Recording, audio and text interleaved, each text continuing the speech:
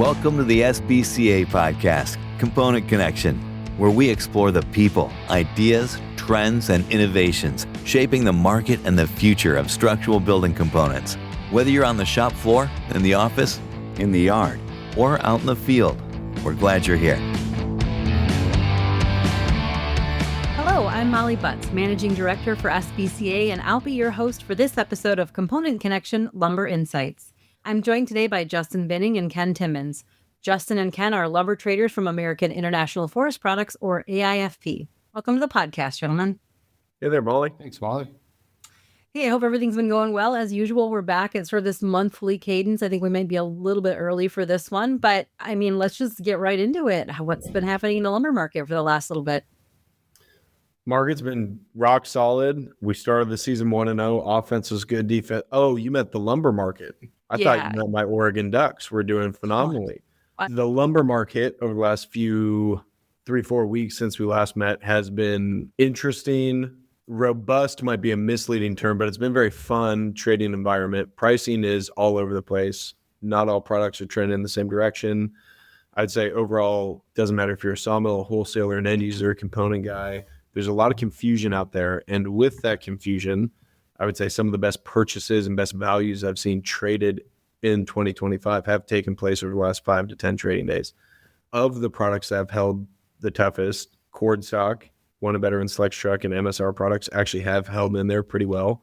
Surprisingly, even some products out of Canadian mills have gone up in price in MSR over the last 30 days compared to its number 2 and better counterparts. You would not expect that trend to be the case, but it has actually held very well. Web stock has dropped in price depending on what flavor of web stock you're using. If you are a Doug Fir web user, the price is pretty tough, and it's tough to secure 2-stamped web stock. Stud grade's a little easier.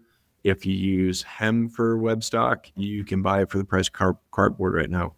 That trend will reverse here as markets like Arizona cool off a little bit and start going back toward hem, as the weather dips back below 85, 90 here coming up into September, October.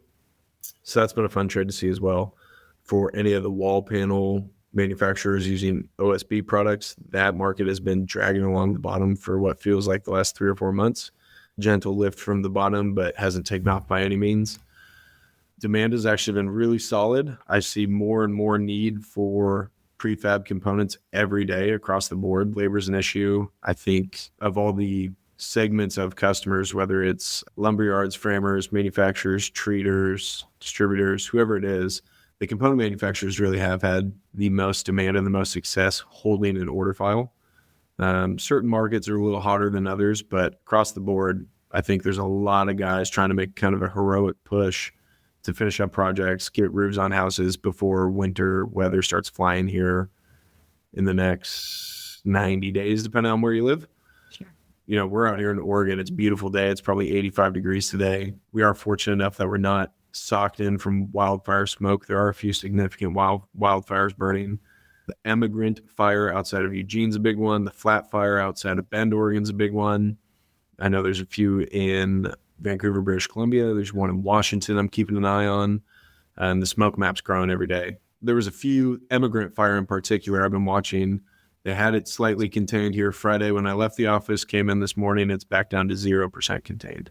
So they're spreading pretty aggressively. Hasn't created significant impact to logging yet or pulling sawmill crews off to be volunteer firefighters. That hasn't happened quite yet. Certainly could. And of course, nobody in our industry ever celebrates a fire. It's always terrible to see. It's a waste of a resource and a waste of manpower. But it's something to keep your eye on because one big fire could change a market within 48 hours. So it's something we keep a close pulse on. JB, are you seeing any fires going on out of the South, or is that kind of just a West Coast thing? Yeah, no, not that I've heard of, but yeah, pretty uneventful trade. I love the energy that Kenny brings into it because he's absolutely right. I mean, there's definitely some confusion in the market. It's just price discovery, really.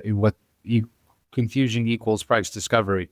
Mills are trying to figure out what it's worth, and customers are trying to figure out how, what's the best they can buy. Those that are active in the market. And I say it that way because if you're not needing lumber, it doesn't seem to really matter what the price is. So, investment levels, cheapest it's been in 10 years, doesn't matter. If I don't need it, I'm not going to buy it. That's the overreaching theme of this market. But those that are actively buying and need to buy lumber, they're stoked on the deals they're getting. They're able to get the product that they want at the price they like and the shipment that they need. So definitely a buyer's market. I alluded to a comment of pricing being the cheapest it's been in 10 years, and that is 2x10 flashing in the U.S. South. So yeah, there you have it. Fantastic value over the last decade. And I'll tell you, a lot of other things feel like they're nipping at its heels. So it's this trend that we've been in over the last, several weeks now, which has been a downward trend. It does feel like we are inching towards some sort of change in the marketplace. Some would call it a short cover rally. I would say there's probably a larger amount of shorts that are going to be covered, probably, started end of last week and probably pushed through this week. The rally part, I'm not sure about. I'm not know if I'm ready to hang my hat on that word right now, because I just think that supply is still king. And until we address supply, because I don't see it in demand, it's going to be tough to pull out of this right now. I've not heard of any downtime being taken or anything outside of normal scheduled downtime, I should say, or any curtailments at this point. But something's got to give at some point, I would think, based on these levels that these producers are producing at. So, yeah, the value alert is all there, right? You really got to screw up to get a bad deal right now on anything. And availability, again, it's not an issue, but it is, if you need a market that we're trading in. Okay, so you guys have touched on a lot of the things that I might ask as a follow-up question: fires, curtailments potentially, or maintenance, that sort of thing. Is there anything in the world of transportation? We really haven't hit on that anytime recently, I think, because it's just been kind of the regular stuff, but you guys tell me. Yeah, nothing on my end I've got a couple cars that have been held up in certain spots and bad ordered, but that's more of my own issues. Nothing, overreaching there. Systemic. Truck freight is still something that went up through COVID and never came back down in terms of the cost to carry freight. But in terms of any, log jams or issues, no. There are some on certain lanes out of the U.S. South heading to, maybe up into the Northeast or parts of the Midwest. You just got to find the right driver that wants to go there. But no serious issues I'm seeing out of the South, other than just feels like the cost of freight is expensive. But I'm still trying to get used to that, and $18 sandwich and a Coke for lunch. So I was just going to say the same thing. The price of trucks out west is going up, and I can't justify it. I don't know why that is. What product is magically appearing in the last 30 days that is causing pricing to go up, but it is. That's on flatbeds and maxis. Gilroy's garlic, maybe. Yeah, exactly. Something's going on. Vans have been very steady, which trade a lot on the I-5 corridor from Washington to California. Those have been rock solid. Actually, price on those has come off gently, which is great to see. Now, that's more of a web stock mode of transportation, as they're 8 feet and shorter. Typically, tough to get long lengths in and out of one of those vans. Some guys do it, but rail has been consistent. I don't know if this is the question you're asking, but I'm going to say it anyway. I'm getting more cars humped to pieces left and right than I have in the last few years. Shows up, bands are busted, paper's been tousled around. Interesting thing to note, that's happened more and more the last couple of years, and not something that necessarily used to happen 5 to 10 years ago as frequently. I don't know if that's part of kind of the old regime of workers retiring and newer people taking their place, but having a lot of that going on all across the country, not any market in particular, or in no railroad in particular. It's kind of a uniform problem across the industry. So I'd say logistics, mentally preparing for pricing to go up out of Oregon-based mills because of Christmas trees. Clackamas County, here not far from our office, is the Christmas tree capital of the world. So that locks up a lot of transportation.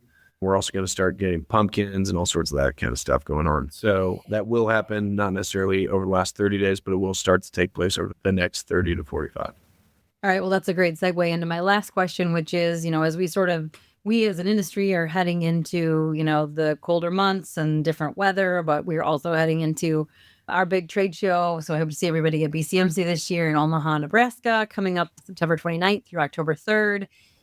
As we start sort of rolling into that time and thinking about that travel, what are some words of wisdom for our component manufacturers as they make their plans? Yeah, as I alluded to during my rambling a few moments ago, it does feel like very slowly, and it may be against its will, the market feels like, a bottom is forming, right? An old mentor of mine had a saying, pigs get fat and hogs get slaughtered, right? Be a pig, right? Great time to be a pig. I think there's limited, no downside risk here on pretty much everything. And I like the market, and I feel like we're going to have kids back in school, kind of the last major holiday that we just got to get through, cooler weather prevailing, but not cold weather quite yet.